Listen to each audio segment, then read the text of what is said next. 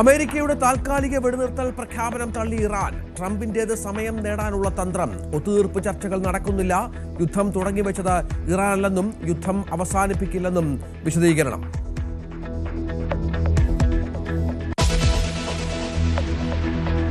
കൊളംബിയയിൽ സൈനിക വിമാനം തകർന്നു വീണ് 34 മരണം. വിമാനത്തിലുണ്ടായിരുന്നത് 110 സൈനികർ.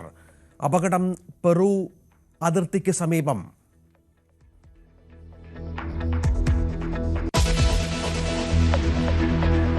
നാമനിർദ്ദേശ പത്രികകളുടെ സൂക്ഷ്മ പരിശോധന ഇന്ന്. പത്രിക നൽകിയത് 1252 പേർ.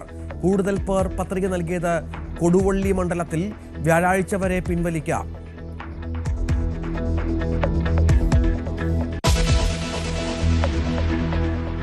പള്ളിത്തർക്കത്തിൽ ഹൈക്കോടതി വിധി ഇന്ന്. യാക്കോബായ സഭ ഓർത്തഡോക്സ് സഭയ്ക്ക് കൈമാറേണ്ട 6 പള്ളികളുടെ കാര്യത്തിൽ വിധി പറയും.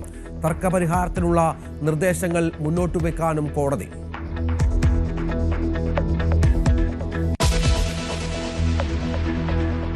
വ്യക്തിത്വാവകാശങ്ങൾ സംരക്ഷിക്കണമെന്ന മോഹൻലാലിന്റെ ഹർജി ഡൽഹി ഹൈക്കോടതി ഇന്ന് പരിഗണിക്കും. കോടതിയെ സമീപിച്ചത് പരസ്യങ്ങളിലെയും AI ഉള്ളടക്കത്തിലെയും അനധികൃത ഉപയോഗത്തിനെതിരെ.